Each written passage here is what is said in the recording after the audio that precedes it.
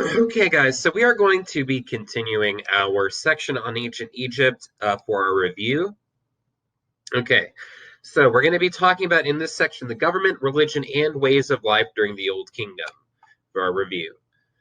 So remember, we did discuss this a little bit before. They were ruled by all powerful pharaohs. That was the equivalent of a monarch, a king of Egypt in a sense. The Pharaoh of Egypt, they believed in many gods and goddesses and in life after death for the pharaohs. The Egyptians were very, very religious. The Egyptians of the Old Kingdom also built huge stone pyramids as tombs for their pharaohs. We're not going to get quite to the pyramids yet today, but we will tomorrow. Let's get started, guys. All right, so Old Kingdom rulers. Long, long time ago, guys. Egypt, the Egyptian kingdom, is one of the oldest civilizations on Earth, the Egyptian society. The Old Kingdom lasted from about 2600 BC until about 2300 BC. That is the Old Kingdom. The pharaohs were all powerful Egyptian kings who guided every activity in Egypt. If you were pharaoh, you were in charge, and what you say goes. They were all powerful. They decided what happened, and they appointed officials to carry out their commands. So they had people that worked for them that would help carry out what the pharaoh wanted to happen. So the Egyptian people, they served the pharaoh. If you lived in Egypt, you were under the pharaoh. The pharaoh was in charge of you. You served him. They believed the kingdom depended on one strong leader, and that leader was the pharaoh. They were the one strong leader. There was another thing about this, though. They quite literally believed that the pharaoh was a god. They believed that the pharaohs were the sons of Ra, the sun god, and they thought they were gods on earth. It is not just about being under a strong leader. The leader that you have is quite literally a god. This is a very important aspect of Egyptian society, and a pretty important reason why, when the pharaoh says something, you may want to do that. So, how did people show respect to pharaohs? People bowed down or touched their heads to the ground and played music when the pharaoh appeared in public. Very clearly, the presence of a pharaoh is incredibly important to the Egyptian people. So they believed in many gods and goddesses or deities. A deity is a god and goddess. It's a vocabulary word. They controlled every human activity and all natural forces.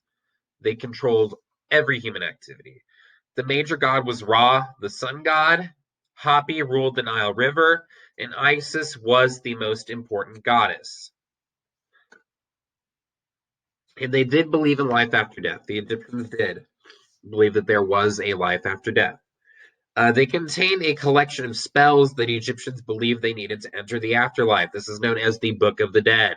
The Book of the Dead is very frequently found in tombs, and there's a reason for that because, as I just stated, they believed you needed those spells to enter the afterlife. And they believed that only pharaohs and a few elite people could have life after death. So while the Egyptians did believe in life after death, it was reserved for a select few people. Only pharaohs and a few elite people could have it. Let's talk about mummification for a bit.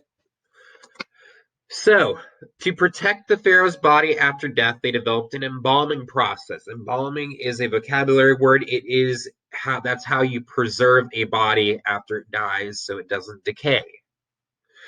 And this is a pretty long list of things that may come across as pretty gruesome, but this is how mummification worked. The body's organs removed, a special kind of salt was applied to the body to dry it out. It was then stored for numbers of days. The body was filled with spices and perfumes, then stitched closed. Then it was cleaned with oils and tightly wrapped with long strips of linen, and the wrapped body was known as a mummy. You may know about mummies at this point. That is where the tradition of the mummy comes from. And Egyptian doctors used herbs and drugs to treat illnesses. They set broken bones and stitched cuts. And the first doctors to specialize in different areas of medicine wrote the world's first medical books. That's an important part here, guys. Egyptian doctors wrote the world's first medical books. The Egyptians were also pioneers in medical theories. And they also had different doctors specializing in different areas of medicine. This doctor is good at this form of medicine, go to him. This doctor is good at this form of medicine, go to him.